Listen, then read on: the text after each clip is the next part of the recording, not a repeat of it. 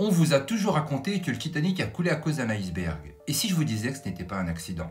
Si ce naufrage avait été programmé pour éliminer les derniers obstacles à la prise de pouvoir totale d'une élite financière? Pourquoi trois des hommes les plus riches et influents des États-Unis, farouchement opposés à la création de la réserve fédérale, se retrouvent tous sur le Titanic et meurent cette nuit-là? Pourquoi JP Morgan, propriétaire du navire, annule son voyage à la dernière minute? Et surtout, comment un an après cette tragédie, la Fed est créée, donnant aux banquiers privés le contrôle absolu de l'économie américaine? Attendez d'entendre la suite et surtout restez bien jusqu'à la fin de la vidéo pour comprendre les répercussions qui sont sur le point de s'abattre sur la Fed, la réserve fédérale, avec Trump et Musk actuellement. Le 15 avril 1912, le Titanic sombre dans l'Atlantique Nord faisant plus de 1500 morts. Mais la vraie question, ce naufrage a-t-il servi à un objectif bien plus grand? Avant de commencer, j'aimerais vous rappeler qu'en 2020, à l'ère du numérique, ils ont essayé de nous faire croire à toutes sortes de mensonges au nez et à la barbe de tous. Je vous laisse imaginer ce qu'ils ont bien pu faire croire à la population dans les années 1900. Nous pouvons commencer. On nous dit que le Titanic a percuté un iceberg. Pourtant, plusieurs éléments troublants remettent en cause cette version. Pourquoi? Pourquoi les canaux de sauvetage étaient-ils insuffisants alors que la loi imposait plus de place? Pourquoi le capitaine Smith, un marin expérimenté, naviguait-il à pleine vitesse dans une zone connue pour être dangereuse? Pourquoi les survivants affirment-ils avoir entendu une explosion avant que le navire coule? Et surtout, pourquoi les personnes les plus influentes opposées à la création de la Banque fédérale étaient tous à bord et sont morts cette nuit-là? Trois des hommes les plus influents des États-Unis, tous opposés à un système bancaire centralisé, ont péri cette nuit-là. John Jacob Alstorcat, l'homme le plus riche des États-Unis, investisseur majeur et soutien de Nikola Tesla. Il refuse l'idée d'une banque centrale privée contrôlée par quelques familles. Benjamin Guggenheim, magnat de l'industrie minière, il comprenait les dangers d'un cartel bancaire et s'y opposait fermement. Isidore Strauss, copropriétaire des magasins Massy, il soutenait une politique économique indépendante et combattait l'idée d'un contrôle bancaire privé. Ces trois hommes avaient l'influence et les moyens de bloquer la création de la réserve fédérale. Un an après leur mort, en décembre 1913, la Fed a été créée. Mais qui a réellement profité de cette tragédie? JP Morgan est-il l'homme qui a tout manigancé? Il est l'un des banquiers les plus puissants de son époque. Contrôlait la White Star Line, la compagnie propriétaire du Titanic. Mais un fait troublant, il avait réservé une cabine de luxe sur le Titanic et a annulé son voyage à la dernière minute. Bon, on peut le dire, il a eu une sacrée chance de cocu. Hasard ou coïncidence? Mais pourquoi? Pourquoi a-t-il annulé son voyage? Savait-il que le navire allait couler? Ou savait-il que les personnes qui s'opposaient à son projet de création de réserve fédérale allaient tous mourir cette nuit-là? Quelques mois après cette tragédie, il devient l'un des architectes de la réserve fédérale qui lui donne un pouvoir économique sans précédent.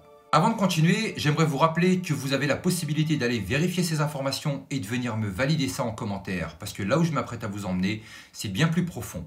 Et si le Titanic n'avait pas été réellement le Titanic?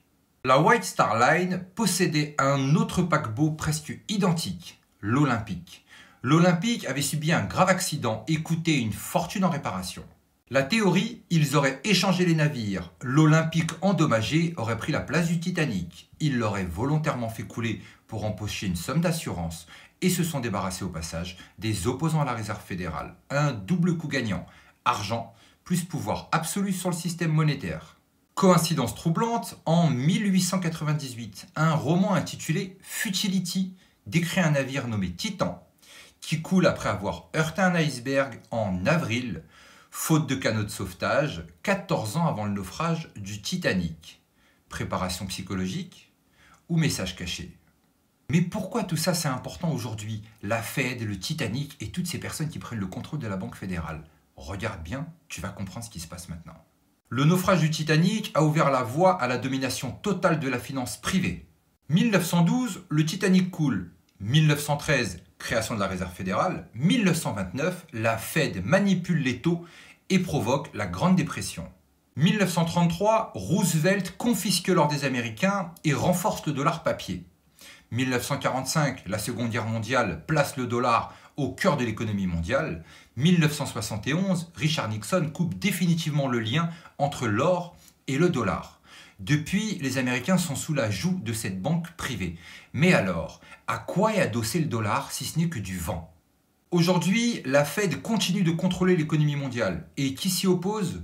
Le sénateur Ron Paul, Donald Trump et Elon Musk. Ron Paul, le député américain, a passé des décennies à dénoncer la Réserve fédérale comme un outil de contrôle absolu. Il a déclaré que la Fed n'a jamais stabilisé l'économie, elle l'a simplement manipulée pour enrichir ses élites.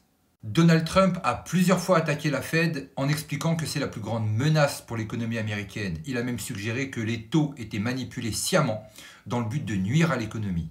Elon Musk a tweeté récemment qui contrôle réellement l'argent, qui contrôle la Fed et que la Fed a beaucoup plus de pouvoir que le président des États-Unis. Et pourtant, aucun président n'a osé attaquer frontalement la Fed. Pourquoi? Parce qu'il a soit été réduit au silence, soit il a été éliminé. Jérôme Powell, l'actuel président de la Fed, a fait une déclaration glaçante. Il a expliqué qu'ils sont une institution indépendante et qu'ils ne répondent à aucune autorité politique. Mais alors, qui contrôle réellement l'Amérique? Le Titanic n'est peut-être pas seulement un simple navire qui a coulé. Il a éliminé les résistants face à une prise de contrôle totale. Alors dites-moi en commentaire, une simple tragédie ou un plan machiavélique. Mais n'oubliez pas, on n'est clairement pas au bout de nos surprises.